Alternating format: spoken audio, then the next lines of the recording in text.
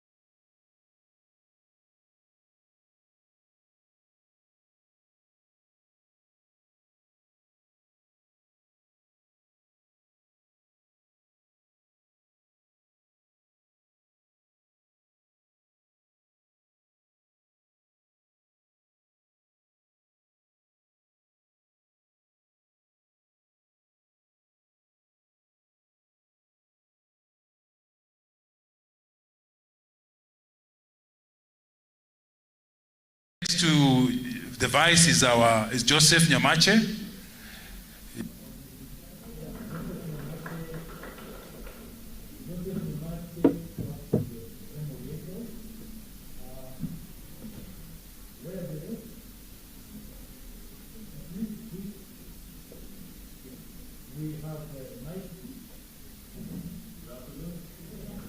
Mike works with Stanbic Bank. Thank you.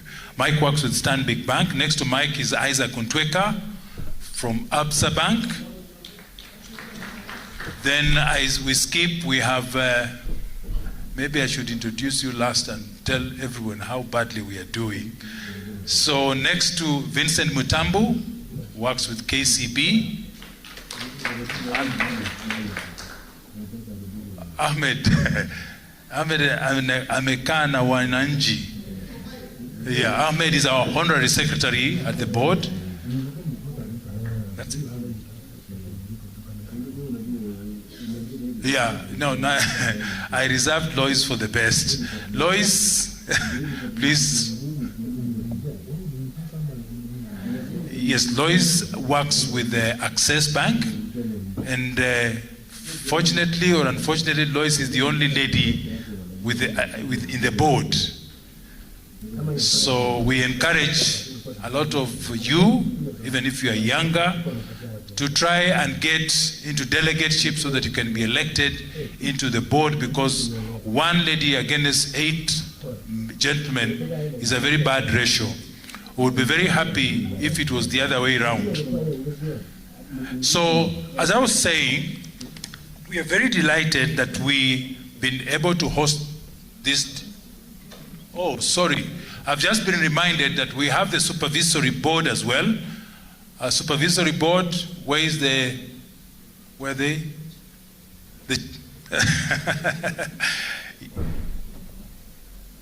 Okay. Yes. Alec. Alec is a member of the supervisory board that takes care of ensuring that we are doing the right things. And then joined by Linda Kuto.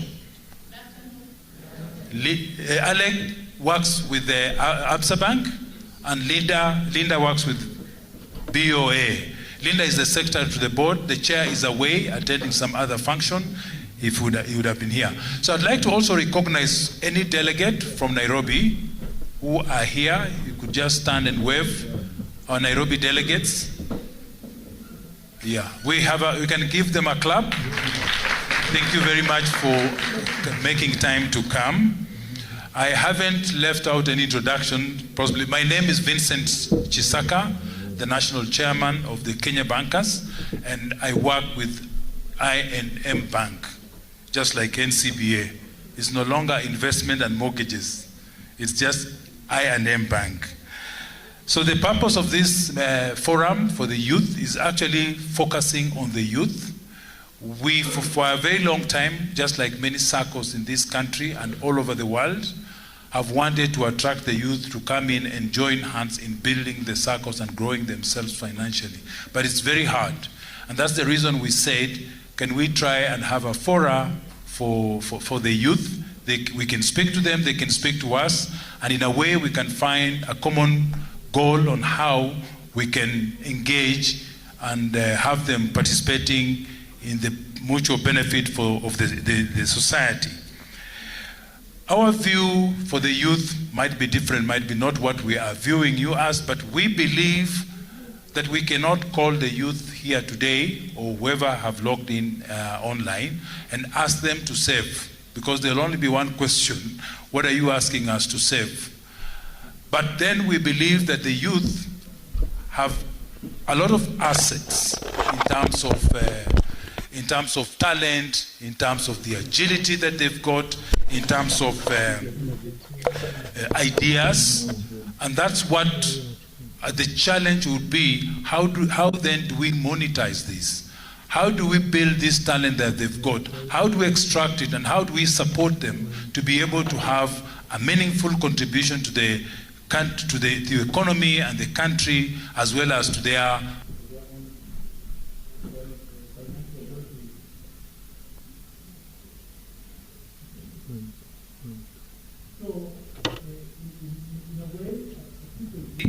just like all societies, we have sort of varied how we approach financial empowerment.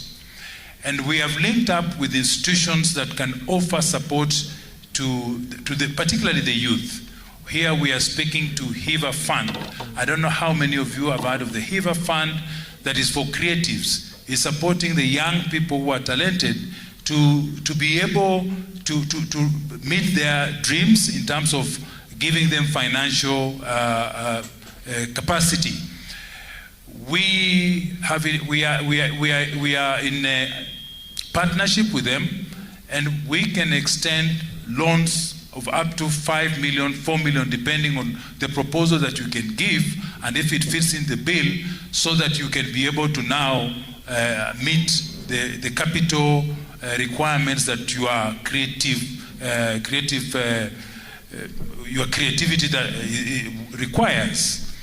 And we actually can be able to disburse as much as 20 million a month, depending on what the capacity and how fast the young creatives can take the money.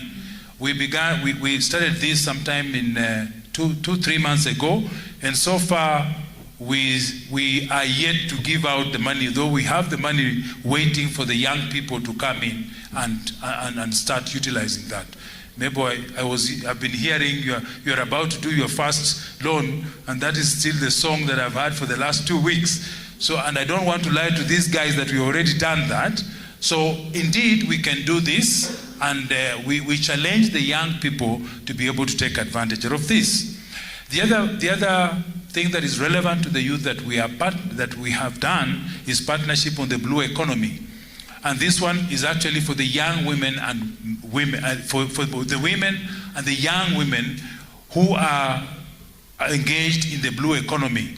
We already have again received funds, and we are almost disbursing the first disbursement, and that's we bring to you as value add to be able to enjoy, because we understand that young people might not have the financial muscle to achieve their dreams.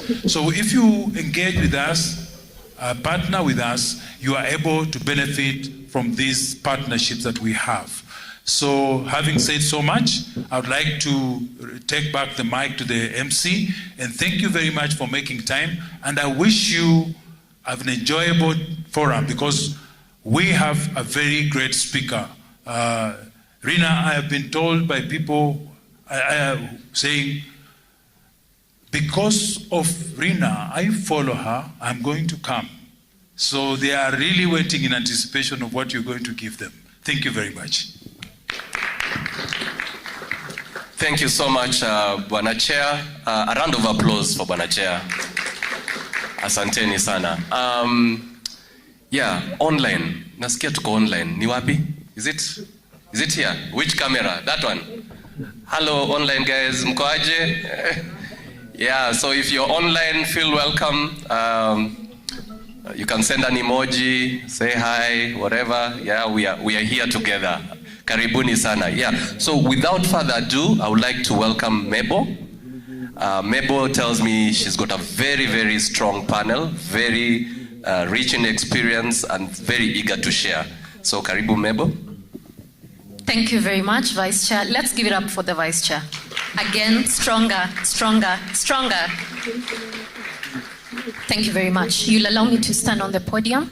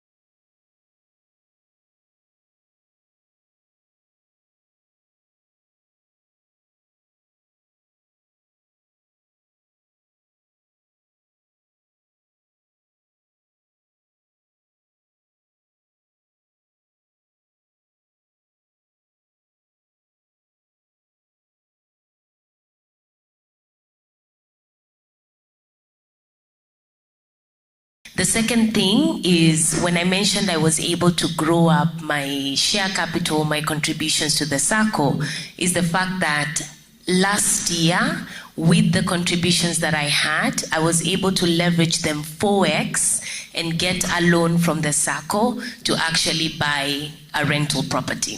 So I had been eyeing this for a bit.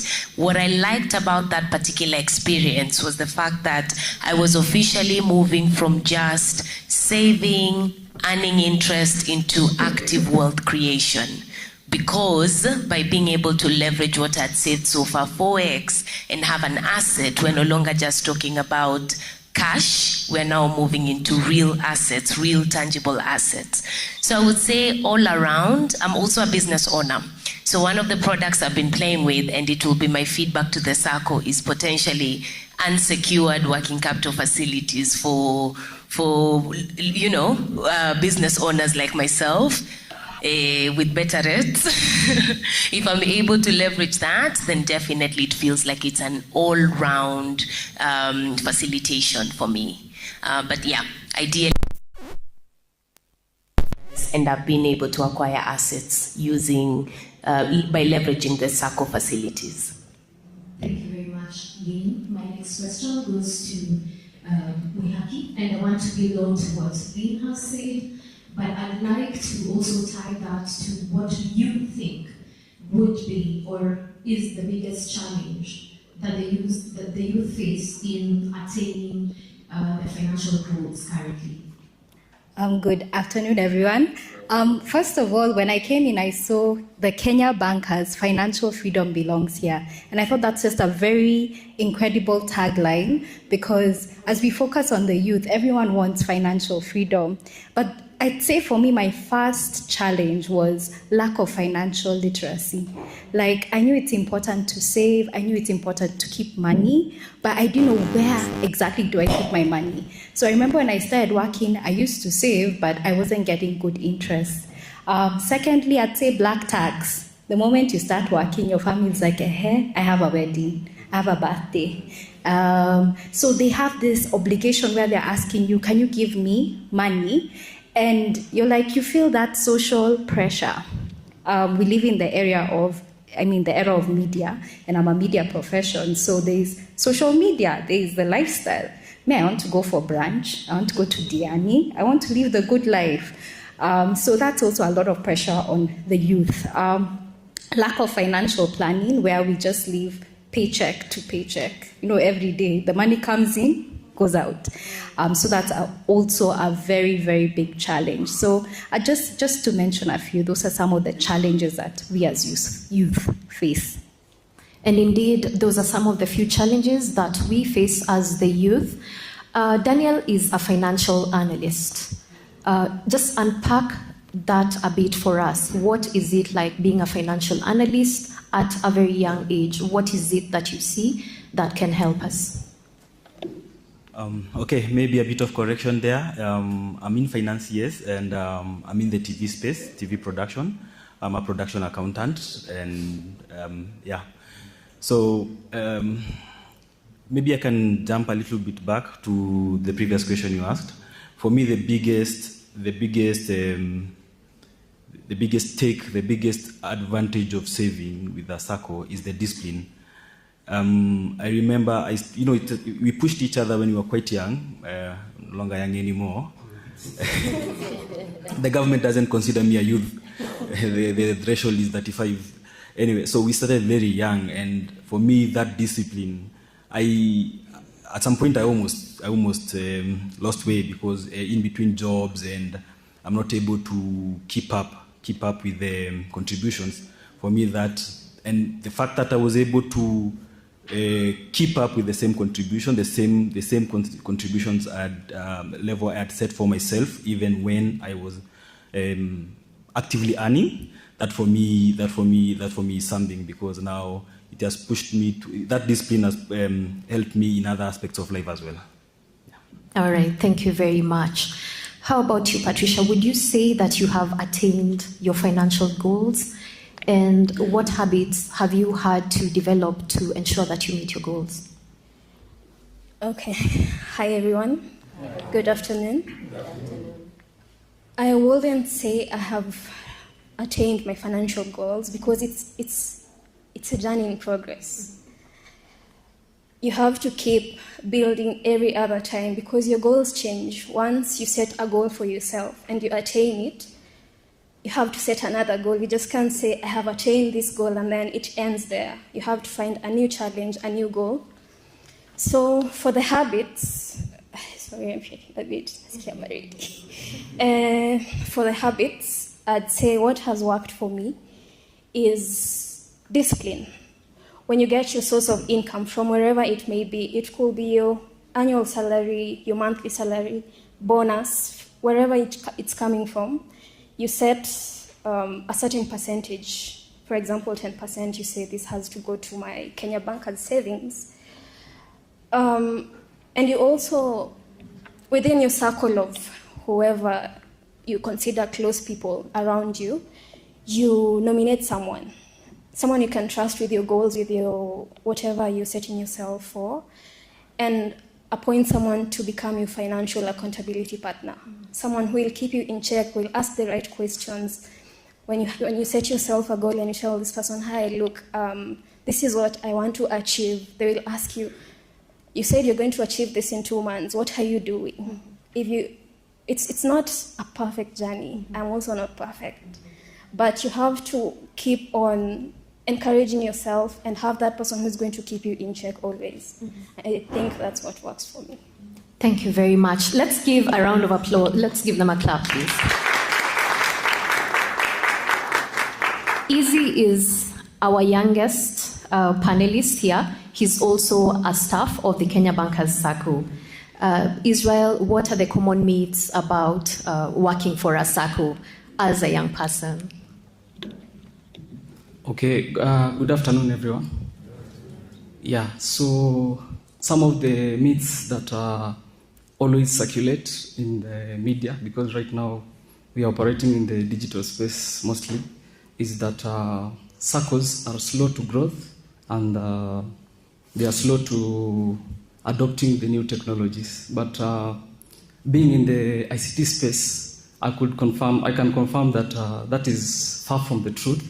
Because if you look around, most circles are right now investing heavily in digital solutions that make it easier for their members to operate. Then another myth that is commonly held around is the fact that circles have limited growth opportunities, which is not true, because I'm a beneficiary of circle opportunities. I've been here since 2020, and I can confirm that I've learned a lot. I've actually grown. I've grown from the point of being a student and an academician to become a full-grown, experienced person. So I would say there's a lot of growth opportunities in the circle. Yeah. Great, very well put. I want to jump over to Lynn, and I want to tie it to something that Patricia said. Patricia said something very important. She said that once you set a goal and you are almost attaining it, it feels like the goalpost shifts. Tell us what your experience has been like in terms of planning towards a certain purpose, and if there's any specific product or service that you have been able to patronize that has helped you attain your goals, just in addition to the credit facilities that you have benefited from. Okay, so first thing is, I think we've all experienced that, which is you plan towards something and you get very close to the thing, and maybe you have a family emergency or black tax hits or whatever else, which makes it very tricky. One of the products that my friends and I have used within the Kenya Bankers Circle, and actually a couple of them have been encouraged to join because they were leveraging off of my membership for the longest time. We did the rental house together. They were like, yeah, you get the loan, and then let's go from there. So even with this one, it was the Barizi product specifically. So my friends and I travel quite a bit during the year. We're like, adulting is hard, which I think a lot of us can relate to, and at least once or twice a year we wish to travel together.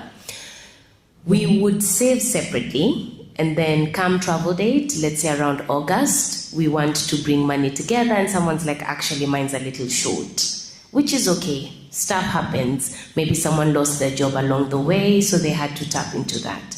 But with this product, what we found is it gave us a platform to now start saving together.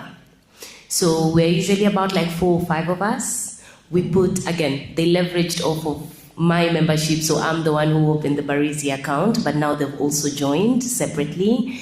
But we were able to actually put money together, and we are able to track how much it's growing. By the time we want to start booking our flights, or we want to start booking our accommodation, we know exactly how much is in the account. And no one is having a conversation around, I'm sorry, but I can't give my portion because we had to dip into it. The other thing is, still on the Barizi account that we ended up using, was it pays you an interest. I don't want to say the amount unless it's changed. It could be, I'll quote something and it's probably changed. But it does pay an interest, which was a big draw for us as well, because we already knew how much we are saving towards our trips. But if we get something that adds on to it, even if it's 5% additional or 7% additional or 10% additional, it's even better, because then we have even more spending money. So that's one of the platforms I think that I found quite useful in the Kenya Bankers Sacco. And nowadays we use it even for sort of household things. Like if we are trying to plan towards buying a 70-inch TV or whatever it is that we're driving towards, it's become quite a useful tool for us, because nobody then comes to the conversation saying that they were not able to bring their portion of things. The word is Barizi. Yes. All right. Thank you very much. Daniel, what is that one piece of advice that you'd give someone who's young and wants to start saving or investing, but they feel limited or intimidated for some reason? It's never too early to start. That's for sure. And you know, we can run this marathon independently. And for example, we can't all be at the same level. So we have to learn. We are supposed to be able to run this race independently. And again, at whatever age, the younger you are, the better, because now you have enough runway to achieve your goals rather than starting the saving culture late in life. So the earlier the better. Yeah. Thank you very much. I want to jump over to Israel, and I want to go into the tech space. How do you see the Kenya Bankers as a Sacco evolving digitally in the near future, so as to open up into the space where the youth are? Great question, Mabel. First of all, there are massive opportunities in the technology space, and the Kenya Bankers, being a Sacco that is very innovative and tech-oriented, we actually see ourselves having a better way of serving our members. For example, like right now, you can see we have digitized onboarding, and we are trying to put this across all our channels, so that now, because you see, when you are targeting the youth, and the youth are the ones who are going to actually take the Sacco to the next level, you have to access them. You have to give them easy access. So one of the key things that we are doing is we are trying to digitize onboarding and ensuring that they can access the Sacco easily. Another thing we are doing is when you look at our mobile banking services, we're trying as much as possible to automate some of the processes that can actually be a problem. Because when you look at perspective of a young person, they don't want to go through the entire process of loan appraisal and everything. So it's now upon us to now digitize our systems to ensure that this is well covered up, and the processes are now shorter, so that now they can actually access these funds. For example, right now, when you see you have to apply for a loan, maybe you need to fill a form, and then you need to come to these premises, for example, maybe to make some inquiries. But when we automate these processes, what will happen is even loan applications will now be happening in the comfort of their zones. So I think it's all about digitization. We want to actually take it up upon ourselves to be among the leading circles in terms of innovating and ensuring that we have as many young people joining this revolution. Yeah. Thank you, Israel. And Patricia, what is the one thing that you wish the circle would do to attract more youth into the membership? In addition to that, to have more youth engaging in a lot of our activities like this one? Okay. I think what the circle would do is hold forums like this that involve the youth. Once the youth feel like they're being involved or they're part of something, they feel appreciated and they get that motivation to want to participate more.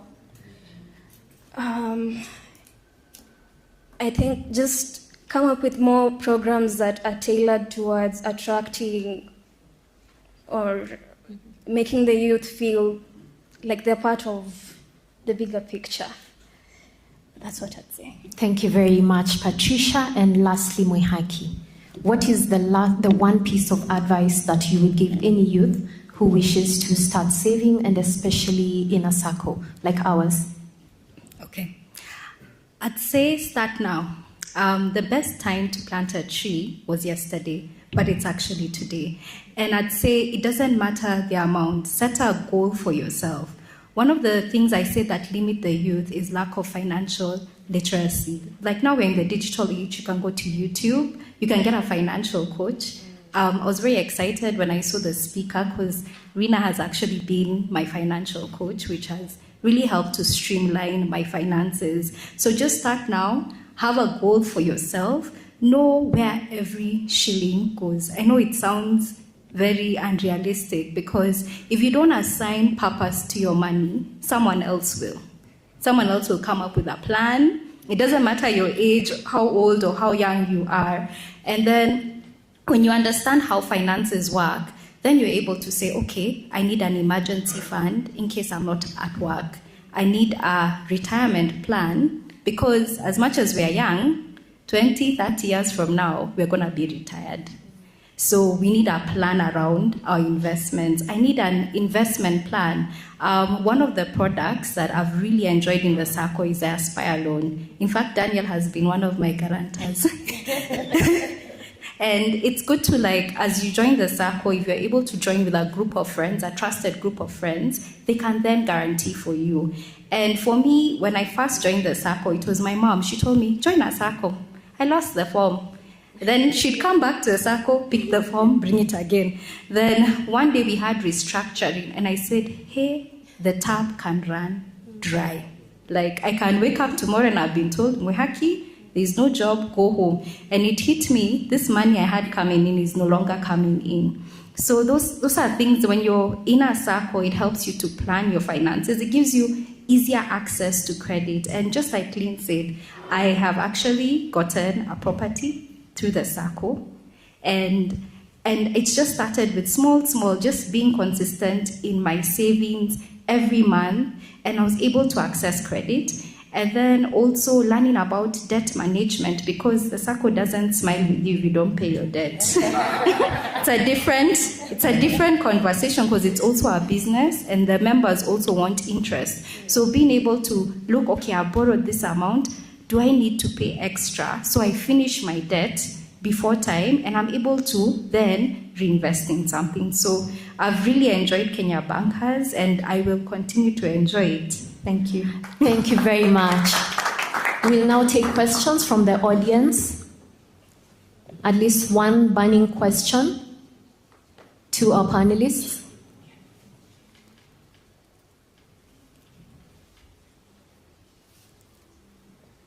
Any question? Oh yeah, we have a question.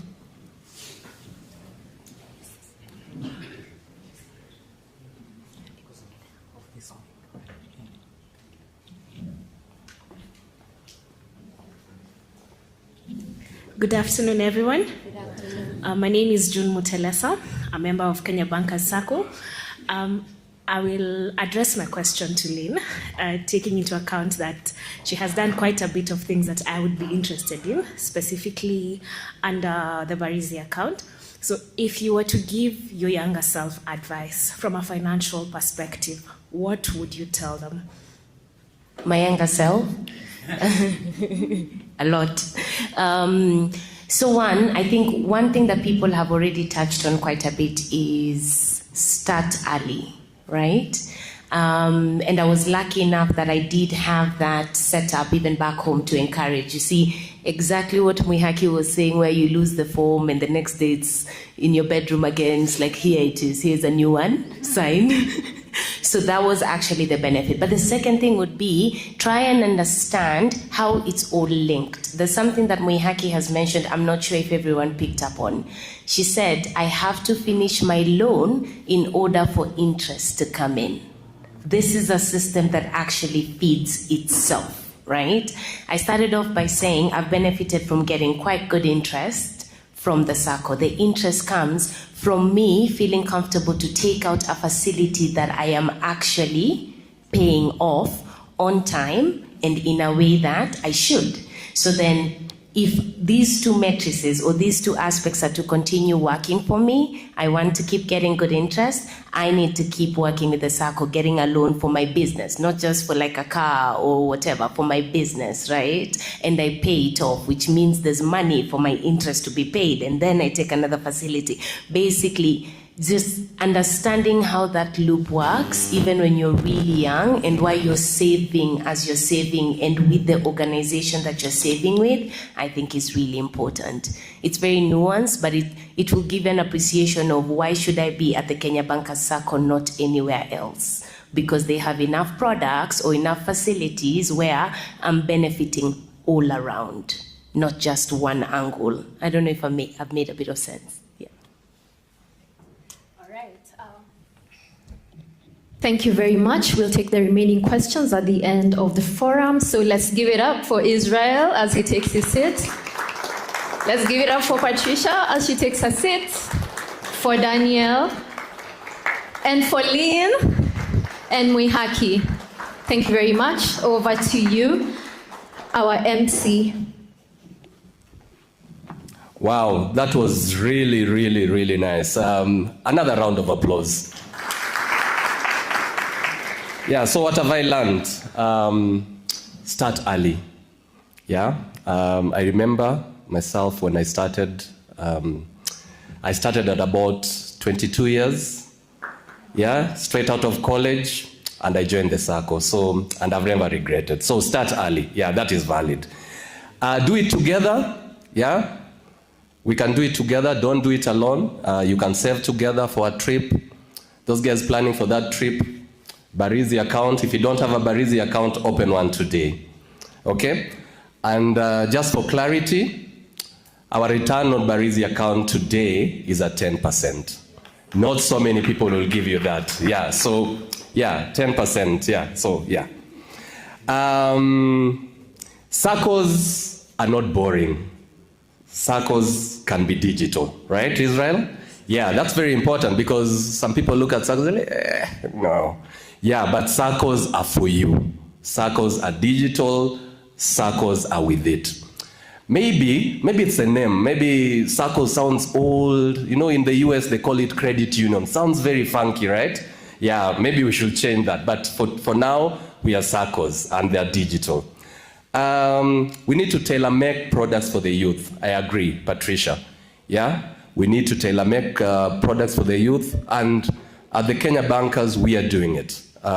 We have products that are for the youth. Now, the chairman mentioned about some programs that we do have, and are very targeted for the youth. Hiva Fund project that we are working with Hiva Fund.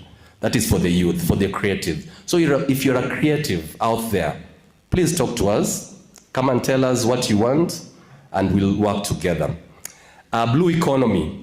Those who are near the, is it, are rivers included, Chairman? I don't know. Yeah, but if you're doing the fishing, you know, we have the blue economy. It's a new thing. Yeah, talk to us. We have a project for the blue economy. Thank you so much to our panel. Last round of applause to our panel. And without further ado, I would like to introduce our guest speaker. And it's somebody that I think, is it Mwihaki who said that they've worked together? Yeah, and I also follow her. So I do follow you, yeah? Yeah, so our guest speaker today is none other than a director at, of corporate finance and advisory at Faida Investment. And she serves as, she also serves in operations, responsible for farm-wide strategic planning and processes in Kenya and Rwanda. She also has led a firm, she has led the firm in carrying out several capital market transactions over the past 5 years, including cross-listing, rights issues, fairness opinions, mergers and acquisitions and takeovers. And in general, she's also, okay, that's not only in Kenya, but in Rwanda and Uganda. She's also the founder of MoneyWise. I don't know if you've heard about MoneyWise, and this is a platform that is involved in content creation, investment coaching, and training, and has increasingly been recognized as a voice in the financial literacy space. And this is none other than Rina Hicks. Karibu sana, Rina. So I have to come up here. Thank you so much, Chairman, Mr. Vincent Chisaka. I was hoping I would not shrub that one. Paul, Vice Chairman, lovely to the board, to all delegates, and to all the youth who are here. It's a pleasure for me to be here this afternoon. And on this very cold Nairobi day, I can see the sun is coming out now, actually. Wow, where do I begin? Thank you. That, you know, even if we say that young people are not in it, it's so good to see young people actually taking advantage of it. And I loved to hear what Lynn said. She started with 1,500 owners. To see how much does that work out to be? And I looked and I saw if I put 1,500, I would actually end up with 5.1 million after 35 years. And that's just 1,500. So I'm curious to hear more about your journey. But before I go into financial freedom and formulas and things like that, I want to address the youth, because there's a silent trap that we're not talking about. And then I'll go into financial freedom. And this financial trap that a lot of young people are getting into is betting, gambling. In 2023 to 2024, Kenya was #1 in Africa. Young people betting. 80% of our youth between 17 years to 35 years are betting on some kind of platform. We bet 799 billion shillings. Can you imagine what that amount, crazy amount of money? And I was looking and seeing in the same period of time at the stock exchange, how much did we trade shares? Like 100 and, let me just get the right figure. I was so depressed when I saw it. I was depressed and I said, my goodness, where are we headed as a country? Yeah, 766 billion in bets in 2024. That is sad. Did you guys know that? You didn't, eh? Yeah, and on the stock market it was like 174 billion. So the government has denied that figure. And they said, no, we've only made 22 billion shillings from taxes in that year, 2024. But when I worked out the figure, for 22 billion in taxes means it's 174 billion shillings that has been bet. That's still a huge figure. And we're only, like, honestly, and the reason they're saying it's only that is because that 766 billion has been done on platforms that are not regulated in Kenya, which means the government doesn't earn any tax. We have a crisis and no one is talking about it. And those who are talking about it, no one is saying anything. And the truth is that young people are saying, ini hustle. My side hustle is betting. Randomly, about a month ago, I was in Naivasha for some work I was doing. And as I was, just soaking in some sun, I started talking to a stranger. And this man, who wasn't actually young, said to me, he would just want to show me what I do. And he said, mnatusumbua sana. I said, what? Nyinyi watu, mnatusumbua sana. I said, what do you mean, salary? And he went on to what the platform is and started to bet. He ended up with 1,500 between his office, do shopping and things like that. By the time he was entering his door, he couldn't even open the door because he had 1,500 shillings. So he turned back, went to some bar somewhere, sat down, and said, now, this 1,500, it cannot help anybody's life. And then he said when he bet it, he got 90,000. Why is it a trap? Because you have the illusion that it's working. And so you go through a cycle. You try and you go through a cycle of, okay, let me bet, let me try. And then you win. And then you try again. And then you lose. And then you start chasing those losses to try and make some more, and you get into this cycle. Ladies and gentlemen, I just want to ask you, please, this win, then you get hope, then you lose, then you start chasing losses, then you get into despair, and then you bet again, is not a cycle I would encourage you to do. What Lynn, Mwehaki, and the others on that panel were talking about is the formula that works. Wealth creation is a journey, and anybody and everybody can create wealth. I've been in the financial services industry now for 21 years. I've met all kinds of people, young people, old people, mostly old, like my father's age, because young people were not coming to the stock exchange and investing in bonds and things like that. It was mostly older people. But I have seen the formula work over and over and over. And the formula is an income of whatever kind. As long as you have money coming in, that is where it starts, an income. Once you have an income, you need time to grow that income. And when you do it consistently, which is the third thing, consistency, eventually you end up with wealth. But it is not, you cannot short circuit that process. Betting does not work. Okay. The dangers I have seen with betting is, number one, mental health. I was called by a very serious company in this country to talk to their staff because one of them had committed suicide because of being in debt as a result of betting. Staking bets and thinking, let me just get a bit more, let me get a bit more, and then they start getting into mobile loans to bet, losing even that, and getting into a serious crisis. A lot of people who are betting are also in substance abuse, becoming alcoholics, taking drugs to numb their stress. Domestic violence, because you're betting, the wife or the husband has no idea. It's usually a man issue, by the way. Sleeplessness, suicide, addiction, job loss, damaged relationships. It's not worth it. So if you're a young person hearing me, most of you are online, I encourage you to please get educated and stop betting. Get help if you need to. I was doing some calculations and saying, if on average somebody earned about 70,000 shillings, paid all the different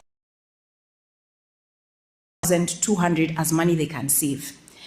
I did my math and I said, look, in about 35 years, if I could save consistently every month 5,293, which is the amount that would be left from my income, 4 million shillings.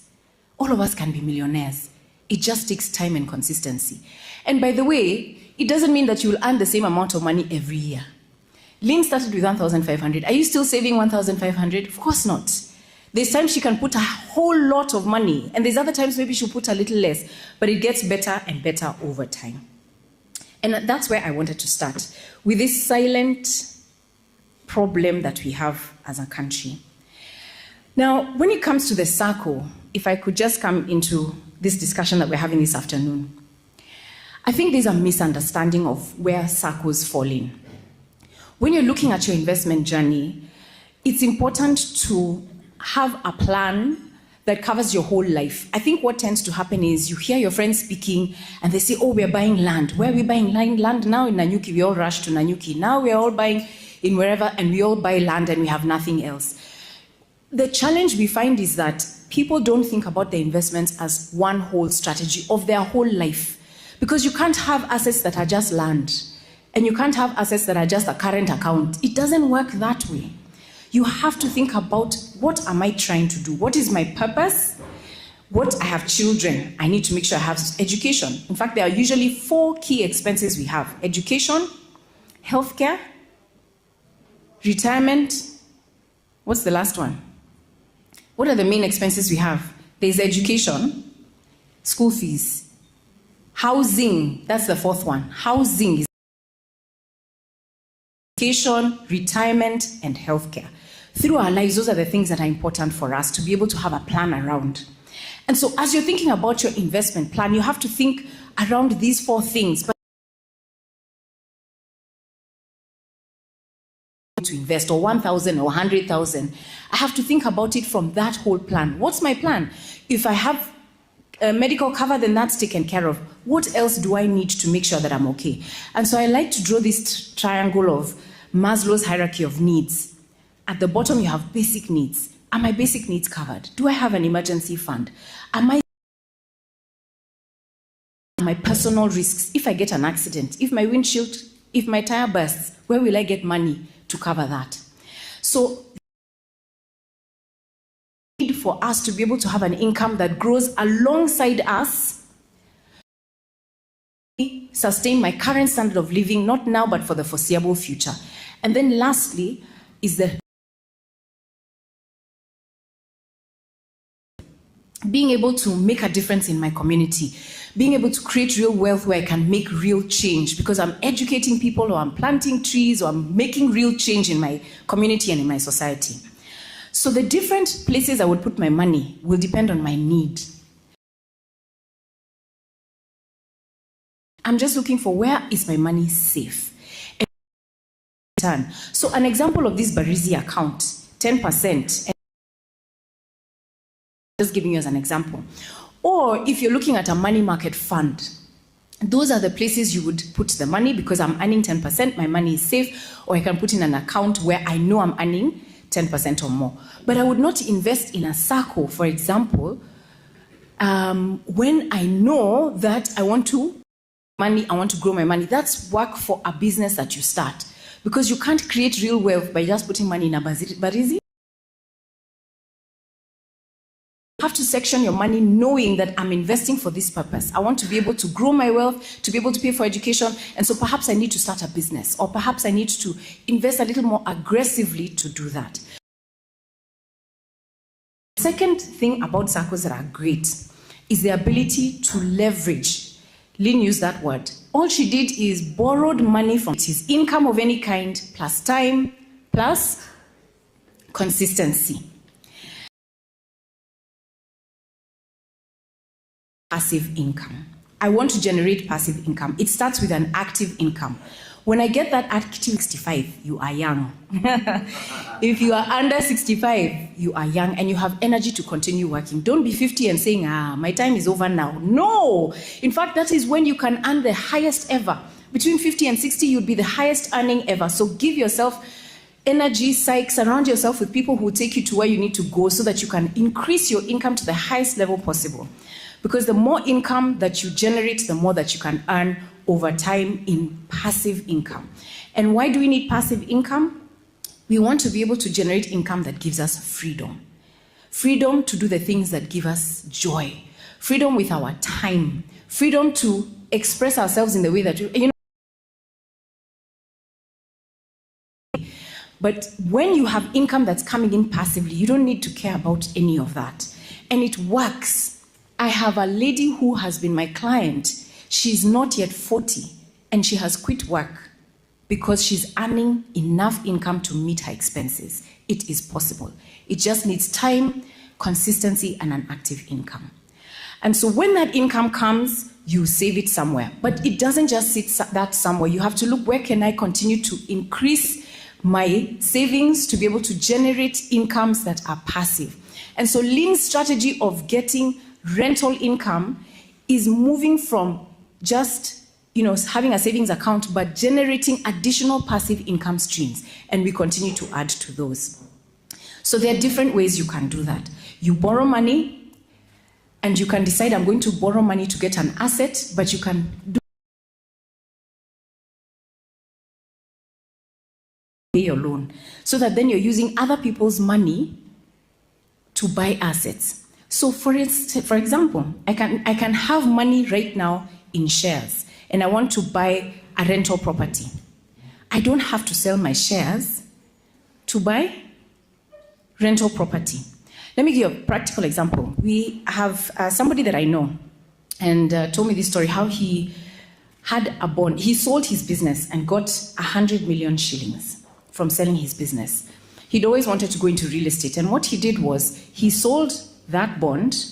He sold his business and bought a bond with the money, 100 million shillings. At that time, there was an infrastructure bond available for 15%. Infrastructure bonds, as you all know, there's no tax. And so how much was he earning every year? 15 million shillings. Any Kenyan would have said, now I've arrived, right? Now let me relax. But he's like, no, I need passive income and money to have for my family when I leave. So what he did was, that bond, he decided he's had land for quite a while, he wanted to develop it, he went to the bank. And he pleaded with the bank to lend him against the bond that was already generating an income, and said, I need 100 million to develop this property. I have this bond. How much can you lend me towards this? They got into an arrangement. He was able to get the money he needed over the time of the construction. 5 years later, he had finished his property. He had rented out the property and was now receiving income, rental income from his property. His bond was still there. He went to the bank and said, excuse me, can I please get my bond back? Because now you have the property, the building, the land, the building, and rental income coming to support this loan. And the bank accepted. So they swapped the asset so that he has the building and the land, and it is now generating. He now has his 100 million, and the bond, and was now receiving the 15 million shillings every year. And he did that again, found another property over time, and was able to grow his wealth significantly as a result of that. So the point is that getting loans needs to be strategic and purposeful. I shouldn't get a loan to go on holiday. This holiday you're going for. You see, I like that you're saving. You're not borrowing to go on holiday. I shouldn't borrow to buy, things that are consumer products, shoes, clothes, because somebody has come into the office and they look nice and I borrow to do that. Your borrowing must be purposeful. Meaning, when I borrow, it is going to add to my life. I'm going to be better off because I borrowed. And so when you do it that way, then you are actually able to grow your wealth meaningfully. But when you borrow to enjoy life, you're continuing to dig a hole. You continue to dig a hole and you find you are 60, you are 70, you are now retired, and you're repaying loans and have to continue working to repay loans. And so please be strategic as you're thinking, what am I borrowing for? Even if it is a wife you're going to get, it is a bad idea to borrow to get married. Okay?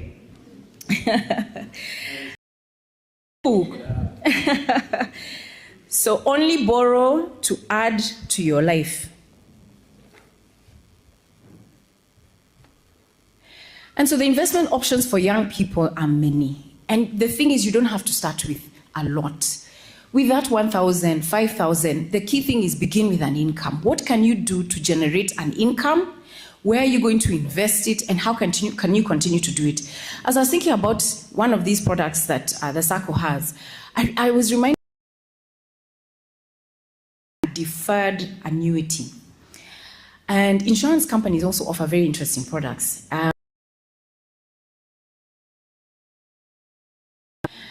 If you have 10 million shillings today, and let's say you can get into a contract with a bank, an insurance company, and tell them in 20 years, or let's say you're 50, in 10 or 15 years, the math, I saw that in about 13 years or 15 years, if you have 10 million shillings, you would actually earn 450,000 a month until you die. Whenever you die, you can get into a contract like that. But having 10 million cash is not. But if you can work even with 1 million shillings, if you can invest 1 million shillings in annuity, you will earn 143,000 every single month, because it's not a very great product to shout about, right? They will shout about other products where they're earning knowledge about the products that are there. Then you can grow. So as a young person who is, let's say, 25, retirement, that's a retirement idea. You're looking at, I want to retire at 40. You can decide by 40, I want to be able to have 10 million. Instead of buying a house, let me sign on to a deferred annuity. I mean, I don't know how much time you will have from now, but the point is that there's different ways that you can do that. Stop gambling, stop betting. It's not going to get you there. It's not going to get you there. So how do you manage your salary so that you're able to get to that place where you to benefit, budget, know where your money is going, tell your money where to go. It's basically a spending. Must pay yourself first. Anytime money comes in, just get into the habit of making sure it's somewhere. I tell you, a year, 2 years after you get into a habit like that, you need a spending plan, right? No? A budget, a spending plan, a bit more organized in the way that we function, so that we can plan. Oh, this is what I want to do. I want to send my children to school. You get a child today, you need to know, how am I saving towards their education? You need The third thing I'd say in terms of managing your salary, and it's not an investment, work at it to pay it off as quickly as possible, especially if it is mobile debt. And the way that you can benefit from compounding, how 1,500 turns into 5 million, and then invest. Because you're paying yourself first, it's not just putting it in an account, you need to invest it so that it's growing towards this asset that I want to get. And then finally, one income is too close to none. So if you have one income, you are employed somewhere, don't just rely on, because that one income can disappear like it did from Wehaki, as she explained to us. Necessarily take up all of your time in a day. It can be an asset that you've gotten involved in, commission that you earn. You can find out in my place of work, how can I earn a commission? Is it a talent that I have? Can I sell a book? Can I write articles? What else can I do? Additional income. Ladies and gentlemen, we can't just sit and rely on our government to provide for us opportunity. It's not going to happen. Okay? It's not going to happen. As Africans, we need to and take responsibility. It's from their savings. And so don't look at the opportunities you have and see like they're nothing. We have great opportunities in this country. And so any questions from anybody or any, I'm happy to take them now.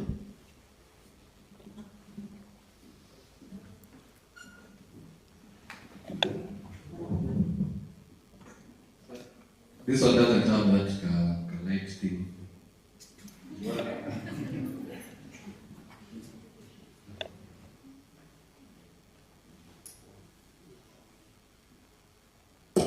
Okay. All set. Thank you so much, Rina. And I think we'll start with the question that we had online from Shamila Gadero. And she asks, how do we handle black tax as young people? Yeah, so how do we handle black tax? It's a good question and not an easy one to answer because it depends. It depends. I think you need to manage black tax by talking about it and managing expectations by having a discussion. I think what happens is there's an expectation and then you are not able to meet it, you don't discuss it, and so you kind of just oblige and you're like, okay, I need to give and I need to give. The way I've seen somebody in my life handle black tax, I think is the best way to do it. How they've done it is this. They've made it sustainable to be able to support their family, their parents in particular. So this gentleman came to me and he said to me that his parents need between 20 and 40,000 every month. And he needs to figure out what to do. So after we talked about it for a long time, he said, by the way, my parents have land, and this place they have land and where they live is a really, really good area in terms of traffic and so on. And so I told him, why don't you speak to your parents about constructing something there? You construct some units and you can borrow. You can borrow construct some units. When those units get rented, and you can build it in such a way that you do it in phases. So he ended up getting a plan to build about 8 units on that. I think it was I think it was an 8th. So he took some time, it took him some time, but he asked his parents, can I build? I will give you 4 units, I take 4 units. And he did it.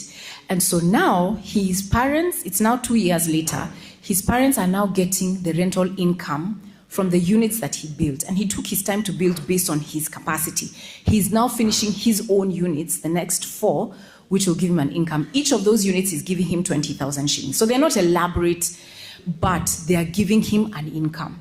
And so now his parents are no longer having to get cash from him because the people who live in those houses are the ones paying there. And they now have responsible to make sure that there's a tenant there because now that's where their income is coming from. So the point is this, how can you, instead of giving the fish, how can we give the net so that our families are able to get the fish for themselves? Whether it means buying a few goats or buying a cow, whatever it is that is within the context of what you can do. How can you make giving to your family more sustainable? I know there's some instances where the person you're giving perhaps doesn't even have ability to continue to work. And so maybe a way that you can do it is find a way to, as quickly as possible, invest money in something that generates an income, and that thing can be the one that then provides the money or finances the extended family. So for example, you can decide, I'm going to buy a bond. And this bond will give me 10,000 or so on and so forth every 6 months initially. And as you continue growing, that money grows. You continue to invest, the money that you're able to then give increases. So try and avoid giving from your active income, because this giving will never end. Black tax never ends. How can you make sure that it is sustainable? The next thing I must say about black tax is, depending on the situation, there's a way we can enable bad behavior, okay? So if there are siblings who should be working who decide they're not gonna work, they should not eat, okay? They need to go out and look for what it is they need to do to be able to get an income. It is okay to help somebody, but to a certain extent. But if you're able-bodied and you just choose you want to sit down and I finance your life, I am sorry, but it doesn't, I can't. Yeah. Thank you, Rina. And I think I'll add on to that later on, but I can see a colleague of mine here. She has a question. And anybody else who has another question, please raise your hand so that I can tend to you. Patricia?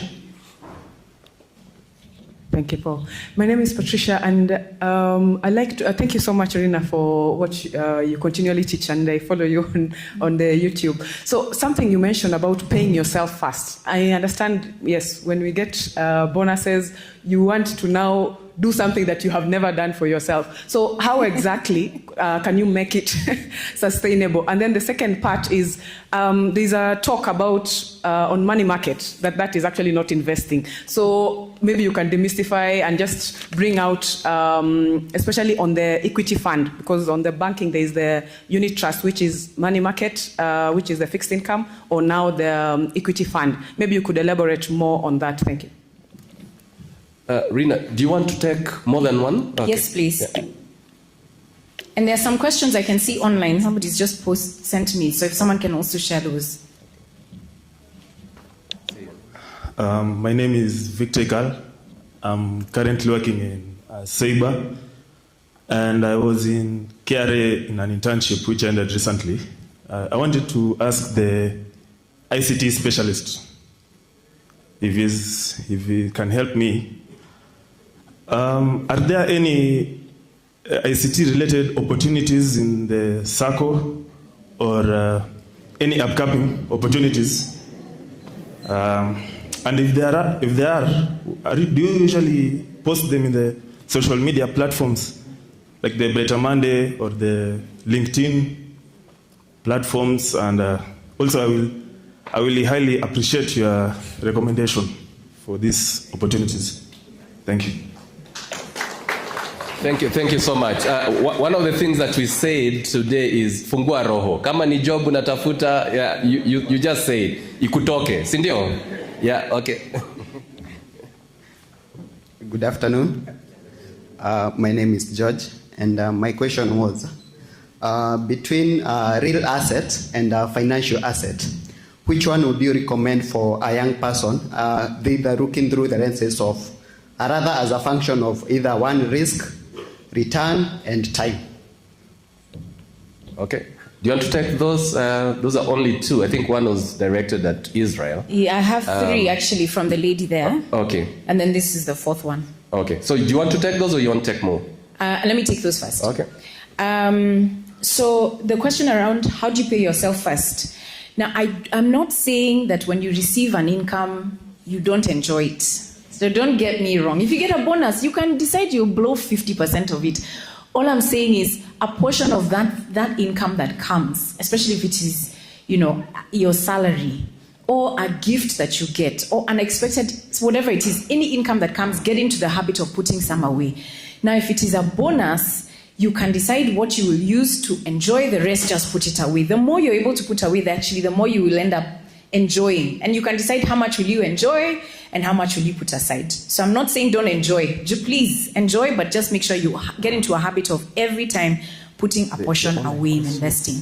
The next question you asked was around money market funds and that you had somebody say it's not an investment. I find that very interesting because the question then is, what is an investment?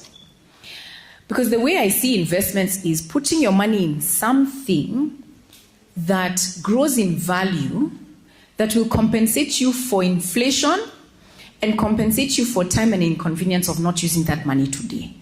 So when I look at the rates I'm able to get right now, 10%,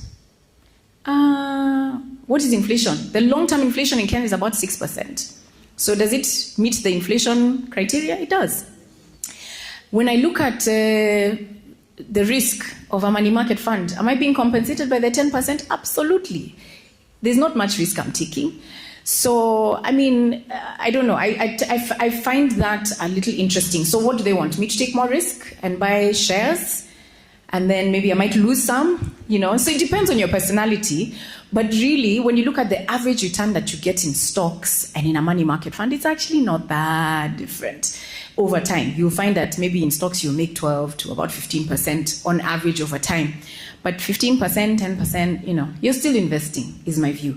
I just think you need to diversify because by putting only in a money market fund, maybe you're not getting the best opportunity possible.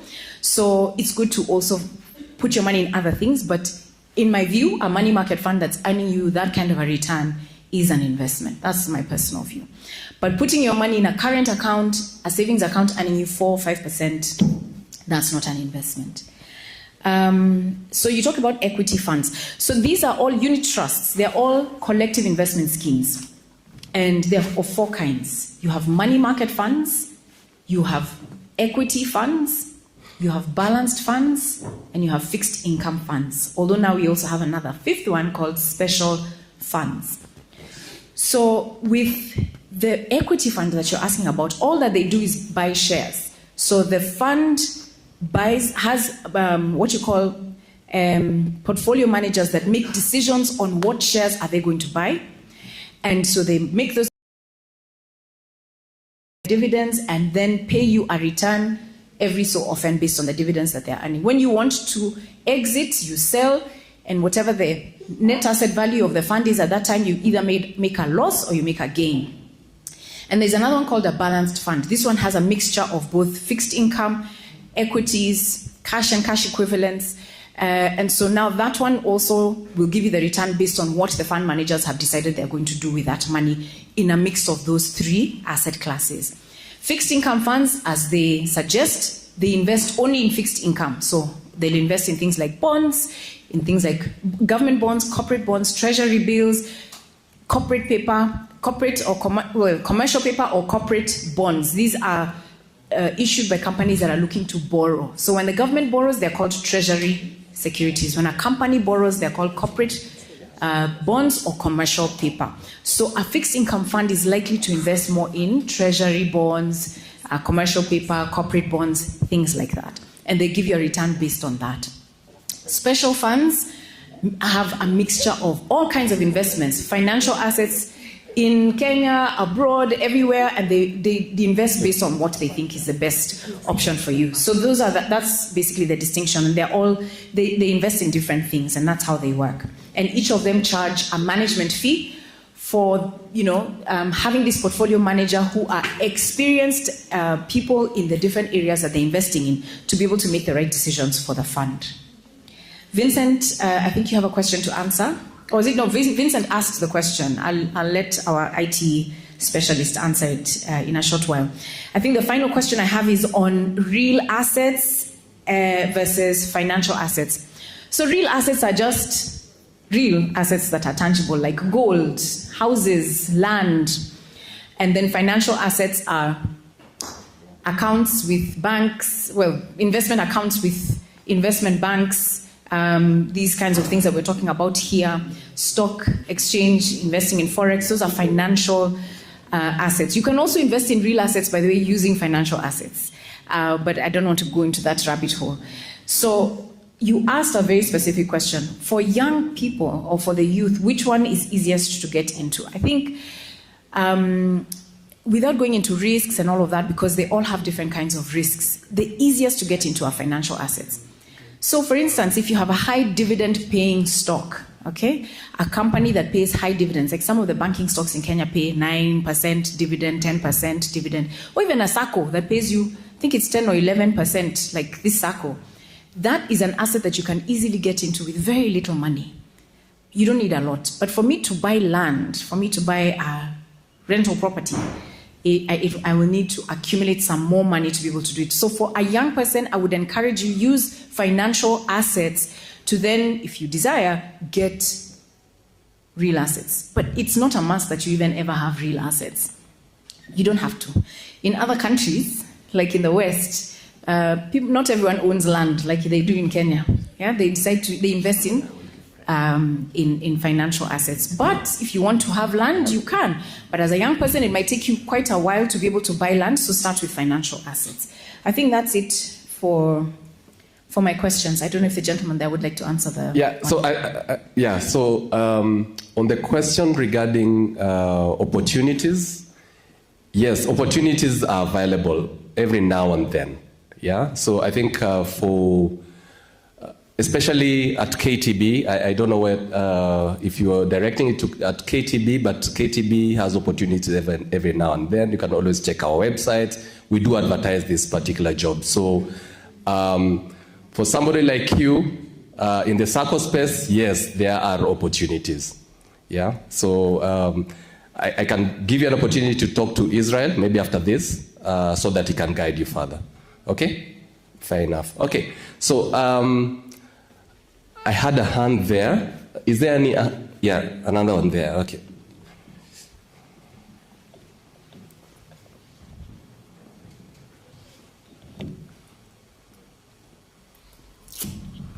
Hello, everyone.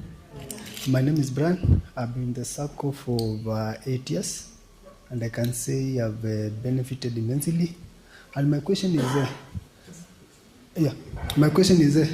how can we, as young people, leverage on the SACCO to benefit on Planet Finance? And does the SACCO have the products which are tailored to that? Thank you. Okay. Lucas, I want to direct this question to you. Did you get the question, or do you want him to repeat? Okay. Lucas, my name is Brian. I've said I've been in the SACCO for over 8 years. So my question is, how can we as young people use Planet Finance, use the SACCO to leverage on Planet Finance? And does the SACCO have products? A fund manager or investment bank impact on the safety of invested funds? What happens with a fund manager is they give instructions for where assets should be invested. In the structure that I believe you're referring to, you would have 3 different parties. You would have the fund manager, you would have a custodian, and you would have a trustee. So the fund manager gives instructions to the custodian where the assets are held, for the custodian to then invest those assets in different places, whether it's a deposit with a bank, whether it is to send money to central bank to buy a treasury bill or treasury bond, whether it is whatever it is that they are purchasing, the fund manager gives instructions, and then the custodian executes those instructions. So if the fund manager becomes unstable the fund manager, financially, the fund manager is the one that will then suffer. But because they don't hold any assets of any customer, then the customer doesn't get as affected unless, of course, they give wrong decisions to the custodian in as far as, okay, buy this bond and then the bond collapses. So what I mean is the financial instability of a fund manager will not affect unit holders. It only affects the fund manager. It's only the decisions of a fund manager that then affect unit holders. So if they buy something that doesn't work well for unit holders, that's when it's a problem. Does that make sense? Okay. There's two questions I've seen from YouTube. Allow me to just answer them. One person is asking, do you open accounts for people in the diaspora? Does the SACCO open accounts for people in the diaspora? The answer is yes. The next question is, what's the name of that insurance product Rina is talking about? It's called a deferred annuity. Okay, I think we are running out of time, so I will take one last question here. He tells me he's got a question in two parts. So one will be handled by Rina and one will be handled by the SACCO. Okay. Good afternoon, everyone. I'm called Okumu Jabez. So to Rina, as an irregular earner myself in the gig economy, we don't have much advantage of getting money every month like regular earners. Which products would you advise us to invest in? To the SACCO, I realize that the SACCO is so much biased against irregular earners because they are always like, you have to pay something every month. Well, some months are good, very rainy and pouring. Some months are very dry. And it seems like in as much as one, you can invest, you can save a lot. At the end of the day, it all goes down to how much are you paying every month. So do they have any products that support people who do not earn every month? Thank you. Okay, I think we'll take that as the last question, just because of time. We had promised to finish by about 4, and we're almost there. So, Rina, do you want to take the first part? Then Lucas will take the second. Yeah, thank you for that question. I remember thinking about this some time back and wondering how do you deal with a situation where your income is not consistent and some months are really low? And I remember reading a book, and I would highly recommend it to you. It's by a gentleman called Michael Michalowicz. And the book is, it's just disappeared, the name of the book, but I'll remember it and I'll give it to you. And the book basically talks about, it's called Profit First. Profit First. So I'm guessing, yes, you're in the gig economy, but really you're running a business. And the idea of this man's suggestion is that when you are running your own business, even if it is, a gig economy type of business, you need to prioritize making profit and deciding, I am going to make a profit irrespective of what's going on. And so you decide, even if that profit is 1% of your revenue, of whatever it is. So he suggests that you do the following. One, when you start to earn an income, a revenue as a business, you have to look at, so you earn, let's say for 1 year, you look at your worst 3 months in that year. When you look at your worst 3 months in that year, then look at what could your business have afforded to pay you in those worst 3 months and make that your salary as an employee. Because one of the things that we tend to do, those of us who, when you run your business initially especially, your business becomes like an ATM card. You earn revenue, you will go to the supermarket, you will do whatever you need to do, and then you find that you don't quite have an idea of where, what are the cash flows, how much am I earning, how much am I paying, am I even making a profit? But the moment you decide I'm going to pay myself as the entrepreneur and I'm going to make a profit, then it starts to change everything. So you decide this is how much I'm going to pay myself, and then therefore this is how much I'm going to earn. Even if your profit is 5K or 1,000, then now the rest is operational cost. It's a very different way of thinking about your business. But then what happens is that then you start to have accounts that have some money that when you now start going to financial institutions, they're like, oh, okay, there's cash flow that's going through, there's accounts that are here, and I can see we can lend this person, and they'll be able to pay because there's consistency. And so don't pay yourself more than the business can afford to pay you. And also separate yourself from your business. That way then you'll be able to create a system that enables you to grow. And he also says something that I want to say to all business owners who are in the room. Paying tax is not a bad thing. Paying tax means you're making a profit for business people. So what tends to happen is we'll avoid paying tax completely, and then you have negative all the time. But the problem with that is if you ever get to the place where you want to sell your business, then you have a problem of, who's going to want a business that's not generating any profits. So decide, how much profit am I going to make? And that then will start to even change your mindset around how you're going to manage your business. Yeah. Yeah, so thank you, Rina. I think I would like to really thank you. I think we'll take the other two questions a little bit later, but thank you so much. So much. Is there another question? I think we are closed for questions. I forgot to say something. Yeah. I'm so sorry. I have books available, by the way. The book is called Money Wise, and it is available particularly for young people who are wondering, where do I begin? Where do I invest? I have a book that is written very, very simply, and we have it at the back. I think I have Rewa with me here. She's somewhere. She's on that side. Yeah, there she is. She's waving. She's right there. We'll be right at the back. If you need to ask me, if there's a question you could not ask because you're just like, I'm feeling somehow, I'll be right there, so you can ask me. Thank you. Thank you. Thank you so much. A round of applause for Rina.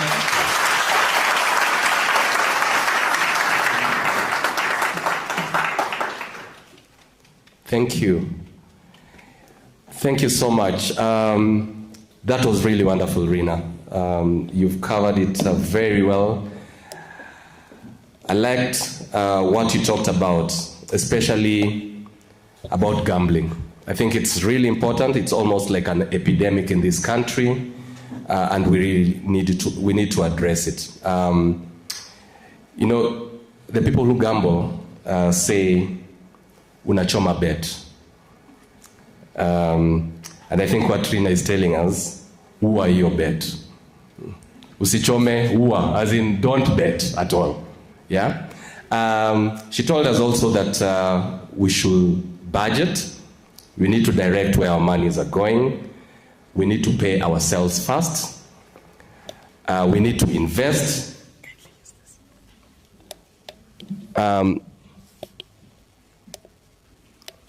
She also told us that we need to have more than one income stream. Yeah, and if you're borrowing, borrow at a low interest, and I can attest that at Kenya Bankers, we do give our loans at very low interest. I'm a banker. Today I'm not wearing my banking hat. I'm wearing my SACCO hat. So borrow from the SACCO. Our rates are very low, very friendly. On average, we lend at 12%. Yeah, so I know there are people out there who lend at some crazy rates. So borrow from a very friendly institution. And if you have a loan, pay your high interest debt first. Yeah, so ensure that you don't have those high loans in your portfolio, high interest loans in your portfolio. So thank you so much. I would like to call the CEO, Lucas, just to address the two questions that are related to the SACCO.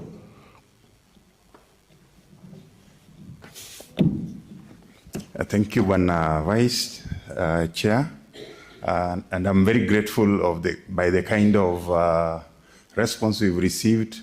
Very good insights from our guest speaker. I think one of the issues that I could pick coming out is, and I like what Jeff has raised, the young upcoming entrepreneurs. Please keep books of accounts. Why I'm trying to emphasize on this because it will answer one of the two of the questions that have been raised. We have a partnership which was talked about with the Hiva Fund. It's called Ota Copper. Ota is like dreaming, eh? Yeah, and it's for the gig economy, which actually resonates with what you have just raised. we are almost releasing the first loan. But there's a lot of back and forth between the SACCO and the borrower. They've gone through the process, but when we look at the file, and it's been brought to my attention 2-3 times, this fellow feels he is making money. But, you know, just like what the speaker said, separate your personal money from the business. Separate yourself from the business. The business is not your money. The business needs to run on its own. So you find money is mixed in M-Pesa here. Part of it is in the bank account. And they try to explain. As far as the owner is concerned, he knows the business is viable. He has gigs here and there. And is able to survive for the last one year or so. But what happens is he can't explain himself in terms of monetary terms.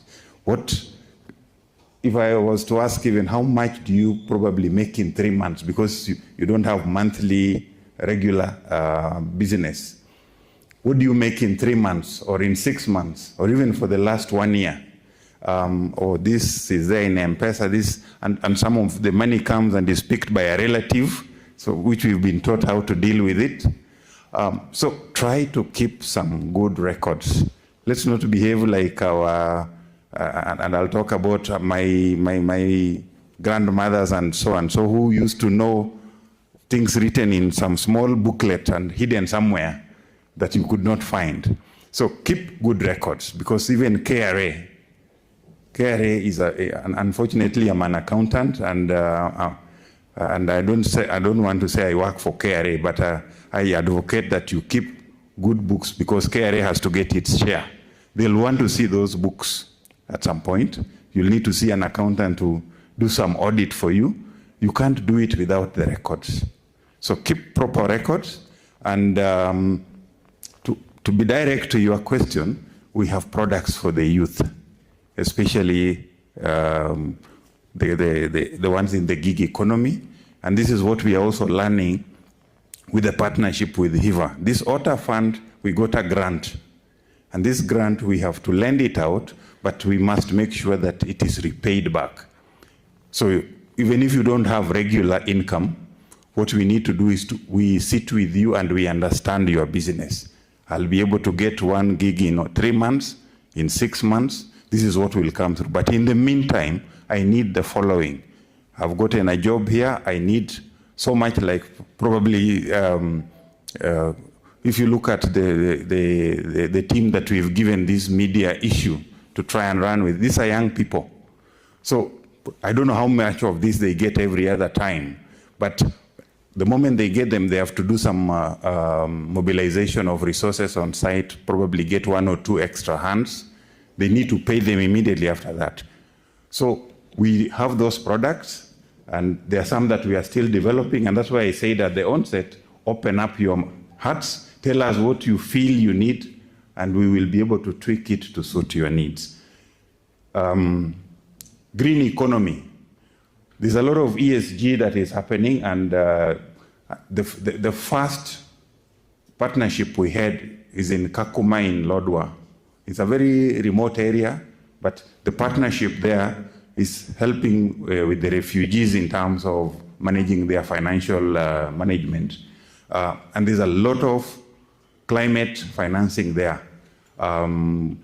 We do a lot. We've partnered with Chloride Exide. So if you want to do your solar business, you want to run your solar, even for us who are not doing any business, but you want to put in climate effective investments, you can talk to us. We'll be able to get for you that kind of funding. So ESG is something that is gaining ground in all businesses. In fact, you'll find big corporations, like for example, Equity or Safaricom, actually giving an ESG statement, because for them, they go into it big time. And they're required by other funders, even from outside the country, to be able to make sure that all that they do is climate sensitive. Yeah, thank you. Thank you so much, Bwana CEO. I think we're coming to an end, and I really want to thank all of you for attending this particular session. It's been a very lively discussion, lively interactive session. Unfortunately, we're not able to take more questions. We'll always try to answer. If you have any burning question, we'll take it after this. We really have to close. I would like to thank the staff of the Kenya Bankers for organizing this session, led by Mabel and her team. Bwana CEO, thank you so much. Let's clap for them. I'd like to take up this opportunity also to thank our guest speaker, Rina Hicks. Thank you so much for, first of all, accepting to come and speak to us. I know you're busy, I know you're in demand, but thank you so much. Let's give a round of applause to Rina. To the attendees, both in person and online, thank you so much for attending. Thank you for your questions. I believe your questions will really make us even think a little bit different, especially from the young people. We are seeing what you're looking at, and we believe that we will be the right partner for you. So thank you so much for attending. Thank you for making it lively. To our delegates who are here, asanteni sana for coming, for making it on this cold day. Our board of directors, led by our chairman, thank you so much. Let's clap for our delegates and our board of directors. Is there anybody I haven't thanked? For our partners providing the live stream, what's the name of the organization? Blackwell. Blackwell. Thank you so much. And I saw somebody that I've been seeing on TV for a very long time. Shish, asante sana for the work that you're doing. I don't think I've missed anybody else. Last but not least, for the food providers. Yeah, for those who provided food for us. I think the meal was very delicious. So thank you so much. If there's any representative for the caterers, asanteni sana. Anybody else? Yeah, and thank you, asanteni sana. Last but not least, we are the Kenya Bankers. If you are here today and you're not a member, I don't want you to raise your hand. I want you to slowly walk after this forum to that particular desk. We are opening accounts there. Yeah, and as the CEO said, we are catering for the gig economy. So if you're in the gig economy, if you've got gigs here and there, we can also cater for you. We have a fund that is specifically custom made for you. Yeah. And for Faida Investment Bank, where Rina works, they have a desk, as she mentioned, at the back. If you need to hear more about them, please talk to them also. Asanteni sana, and I would like to close it here. Thank you so much, and see you next time when we call you.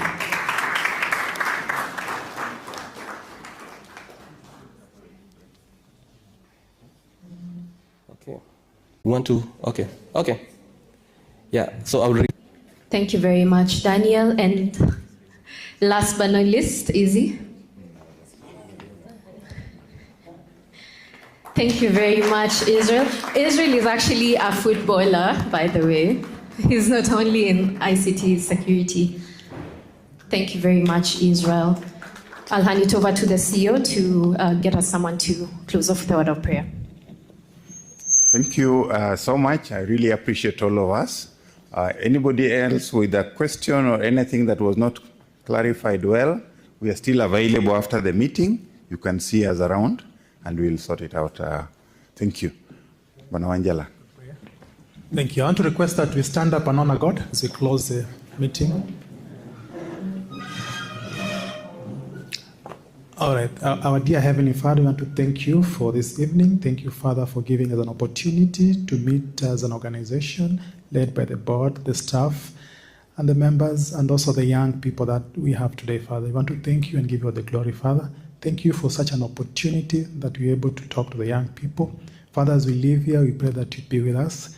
Guide these young people, give them wisdom, even as they go out there and serve and invest and make more money, Father. We want to thank you, Father, for everything that you've done. And above all, Father, we pray that you give us good health and give us energy to be able to grow, not only as Kenya Bankers, but as a family of believers and a family of people that want to grow. Thank you, Father, for everything. We also want to pray for our country that you continue protecting us, protect our leaders and guide them, Father. As we go, grant us journey mercies. In Jesus' name we pray and believe. Amen.